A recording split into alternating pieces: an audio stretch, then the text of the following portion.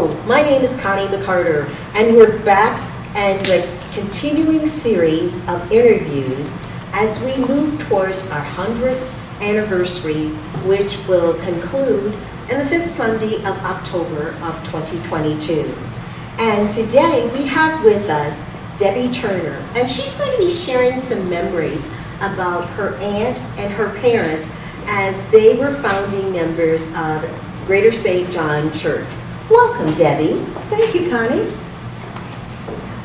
And Debbie, so it's a privilege to have you here today with us. And who will you be representing as you share those memories about your family? I'll be representing my Aunt Addie B. Shern. She was my father's sister, and my father's name is Roosevelt Walker, and my mother's name is Relieva Walker. And what year did your aunt and family come to Greater St. John?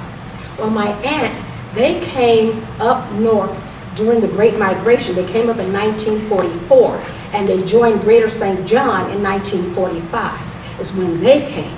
And so it was my aunt, her husband, and they had a total of 10 children, but they came with 7 of those 10 children. 3 were later born here in South Bend. And I love to tell the story because my aunt was almost like our Harriet Tubman of our family. She provided a safe and wonderful harbor for all of our family. And so therefore, my mother, Relieva Walker, my father, Roosevelt Walker, and 7 of 9 children came up. When I was only 3 months old, can you imagine inviting 9 other people with a little 3-month-old baby into your home while you already had 10? And so it was a total, really, of 11, I'm sorry. It was 20 people in that home with 1.5 bathrooms. That was amazing.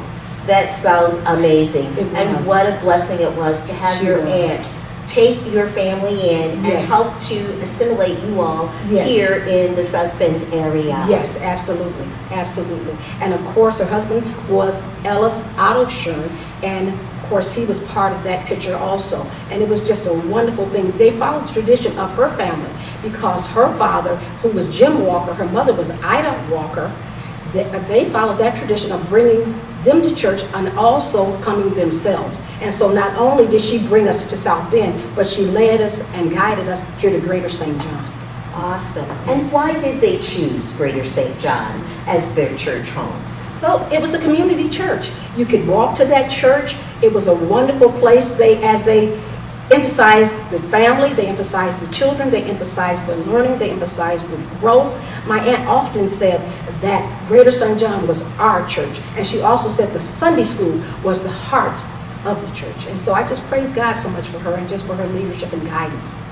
All right, so we've covered the when, the why, that your family came Yes. to Greater St. John. Can Yes. you tell us some of the activities that your aunt was involved in here at the church? Oh, we'd be so happy to. She was involved in the Sunday school department, as I've already said, and she was one of the original Golden Girls. And it was just wonderful. They did an article about them in the South Bend Tribune where she just spoke about Greater St. John, about the pastor, our pastor Andre McGee, and how wonderful and with his leadership here. She also talked about the past and what brought her here under Reverend White, and it was just wonderful. And then she was also part of the Women's Missionary Circle. She was part of Missionary Circle number 2. Currently it's been led now by Gwen Laws. But she was part of that group, and she did the National Sunday School program, and she also did the convention, the church convention. So she went to those things year after year after year until her health failed, and she was not able to go. So for over 66 years, she was a member at Greater St. John for 76 years. 76 years total. What a blessing, Yes. and what an honor to say that is part of your legacy that Yes. you can talk about and the history of Greater St. John. Yes. And finally, Debbie, why are you still here at Greater St. John? I'm here because I came searching for the Word. Of course, I grew up here as a child, and then I went off and visited other churches and were members of other churches. But when it was time for me to make a decision as to where I wanted to be, I wanted to be where the Word was preached and where I could grow according to the Word. So that is why I chose Greater St. John. And also, they have a deep emphasis on the children. They have all kinds of children programming, marching and dancing and singing, and it is just wonderful, all the different things they do with the children. And also we have a men's group, Brotherhood, which is really, really wonderful. And then of course we have the women's group. So each facet, each part of the family is emphasized and uplifted here at Greater St. John. What a blessing it is to have Greater St. John as part of our community. Yes. Debbie, I thank you so much for sharing and highlighting the events and the family members Yes. of your, and being a descendant of one of the founding families Yes. of Greater St. John. Now, as we continue in our series of interviews leading up to our 100th anniversary, we want you to stay tuned because there is so much more to look forward to. Thank you and have a blessed day.